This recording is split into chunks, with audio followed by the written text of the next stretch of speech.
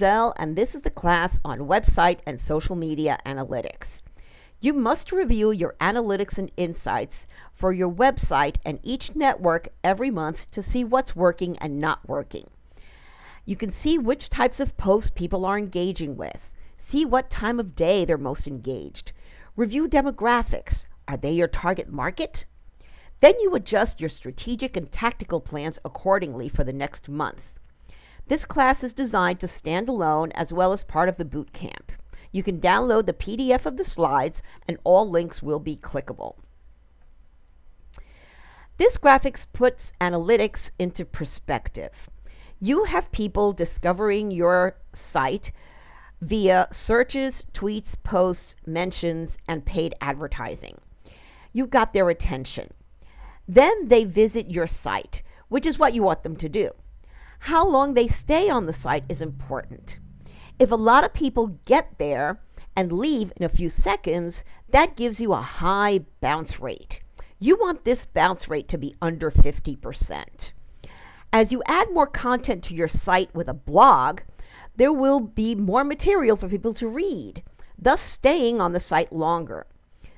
Analytics will tell you how many pages per visit a user viewed while on your site, as well as how much time they spent on it. Then you have the bottom line, the conversion rate. This measures how many people signed up or bought something. If you had 100 visitors in a month and 10 people converted, then your conversion rate is 10%. You only wish. If only one person bought, then it's 1%. Typical conversion rates are 1 to 3% depending on the industry and products offered. So the more people that visit your site and the longer they stay on it, the higher the possibility they'll actually do something. KPIs are key performance indicators. Old-fashioned ROI, or return on investment, is challenging to measure with social media marketing, or SMM. So this is what to look for in your analytics. Awareness, an increase in fans and following, an increased traffic to your website. Engagement can be likes, comments, or shares. It's the social part of social media. Then conversion, when people signed up or bought something, the bottom line. Set goals each month and adjust the goals for the next month based on your analytics. Let's start with Twitter. So on Twitter, go to analytics.twitter.com and turn on your analytics as soon as you set up your account. If you've not turned on analytics yet, Twitter gives you some data on your past 28 days as soon as you do. Once you've been on a while, you'll see statistics on the past months so you can compare. You will also see your top tweets, the ones that got the most impressions or reach, the most likes, retweets, and your top follower, someone who's following you that has many followers. That's an influencer. So see who's following them and follow those people and try to build relationships with them. Also, share this person's content. They'll notice that and then they'll thank you and start noticing you more. That's kind of how influencer marketing works. So this is something you definitely want to look at in your Twitter analytics. Check your followers' demographics to see if they're your target market. Twitter also shows you what your followers are interested in. Share some content on those categories as long as it's related or relevant to yours. You also get consumer buying styles. This is valuable if you're a B2C or business to consumer business. You also can see location, and this is crucial if you're a local business. If your percentage is less than 15 or 20%, depending on your industry, you need to rethink your targeting. Check out the Twitter Analytics demo video number 114 for a more in-depth look. On Facebook, you need at least 30 likes on your Facebook page to see insights. You'll see data on actions on your page, if they've looked at other parts of your page views, likes, your reach on your posts, That's how many people had the potential to see your post. Engagement, which are likes or reactions, comments and shares on posts, and then actions on any videos uploaded directly into Facebook or any Facebook Live videos. Local businesses can view the demographics of the people in their geographic area. Videos will show you how long people watched a video for 3 seconds or more, or 10 seconds or more. And these are videos that are uploaded directly onto Facebook, not just shared. Messages tracks if anyone has sent you a message and the response time. Once you've reached 100 likes, you can monitor your competition in pages to watch. This is found from the main insights page at the bottom. You can add as many pages as you'd like.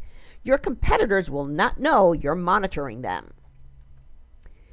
From posts you get when your fans are online. This will tell you the best time to post on Facebook to get the most exposure. You can also see which days are more popular.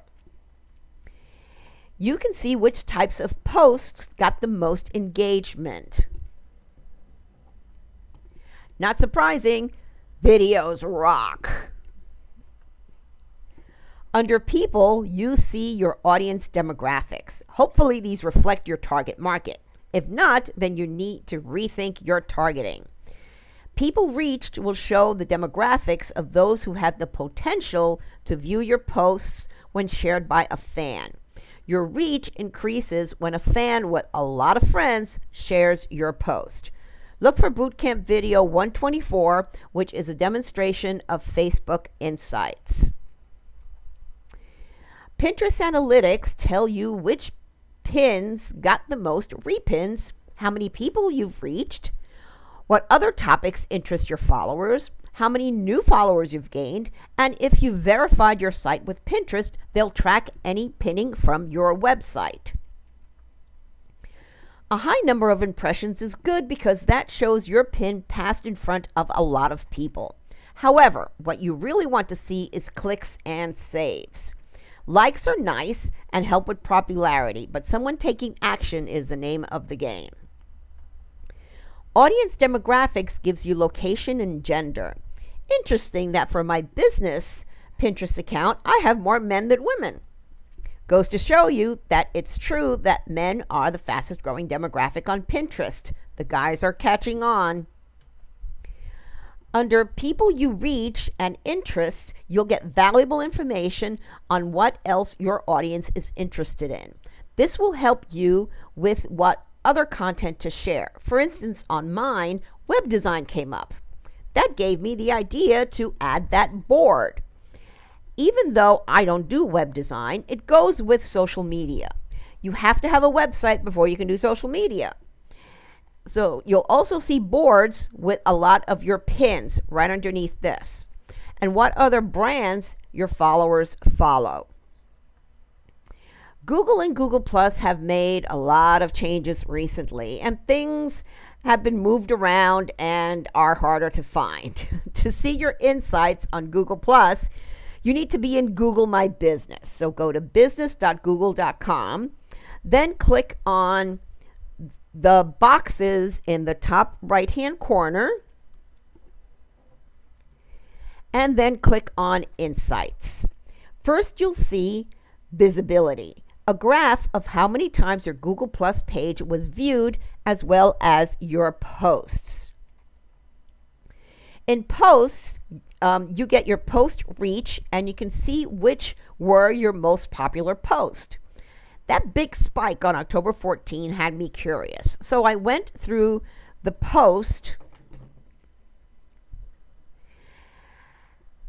And found which one got a reach of 45 non-followers. That means it was seen by 45 new people. Too bad it wasn't one of my blog posts. So I'm going to go check this post out and write something similar to it on my blog. On your Google Plus profile page, you'll see how many followers you have. You need at least 200 to see demographics on your audience.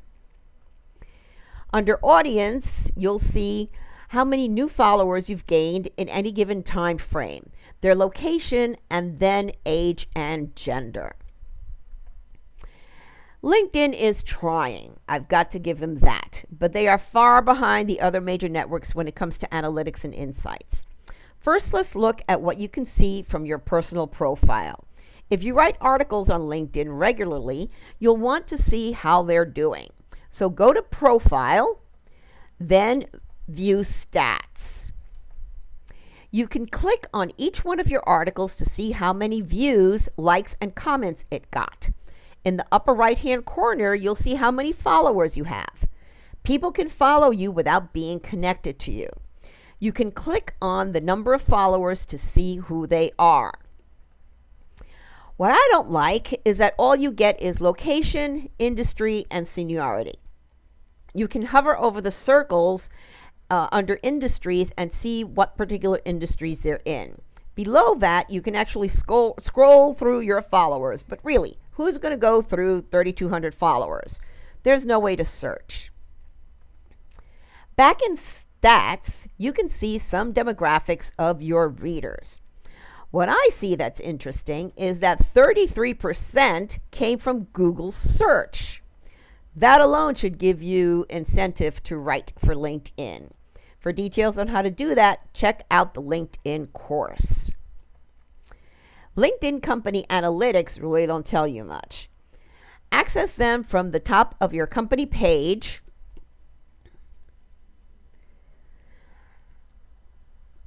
And you'll see which updates on your page got the most engagement and impressions or reach. Under follower demographics, you only get industry, seniority, company size, function, and employee. Hopefully, they'll soon figure out how to add age, gender, and location.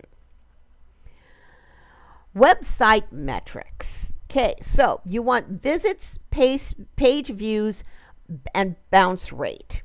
A visit, you want unique visits, each person who visits a site.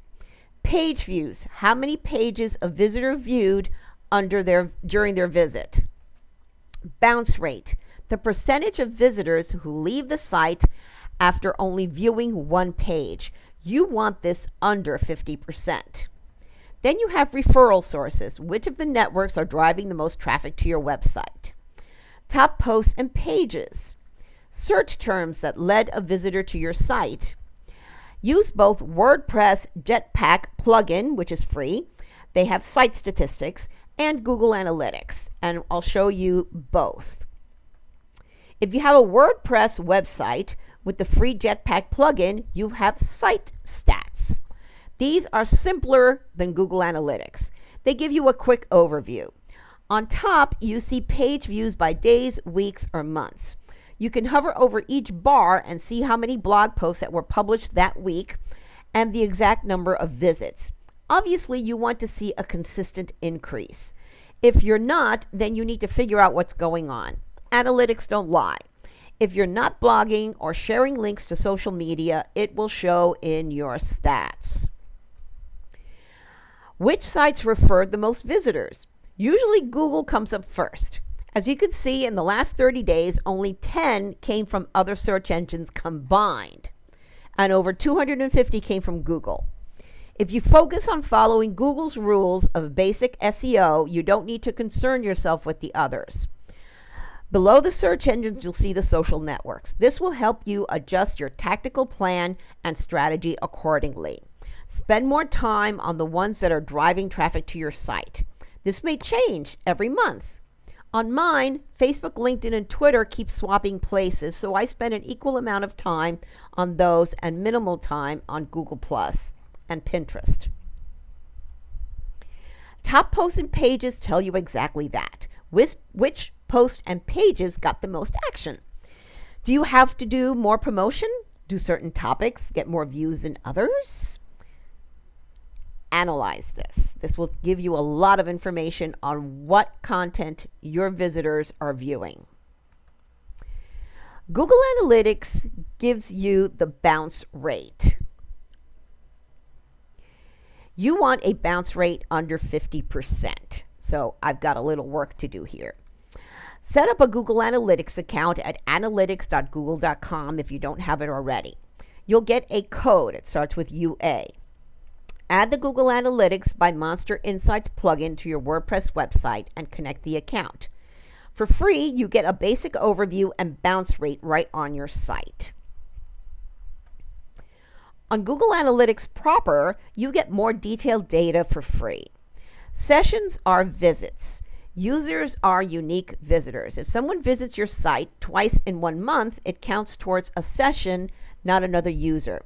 User data is based on their device's IP address. So if a user views your site on a computer and then later on a tablet, it will count as 2 visits. A user can view several pages while they are there. You'll also see how many are new visitors versus returning visitors. You can also compare a previous time period.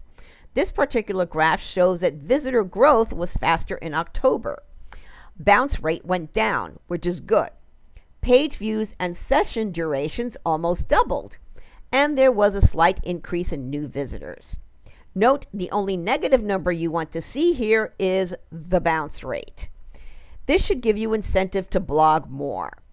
Now, Google Analytics can get way deeper than what I can cover in these videos. Google has a series of free videos that walk you through their analytics, and this is the link to their YouTube channel. What's your clout? The average person will have a 10 to 25 score. You want to get above 40 to be recognized as an expert in your field's topics. An extension for the Firefox browser will show you people's clout scores on Twitter. Go to clout.com and connect your accounts. Next, as part of the bootcamp, we'll talk about the tools in 2 parts, an explanation of what to do, then a demonstration on how to use them.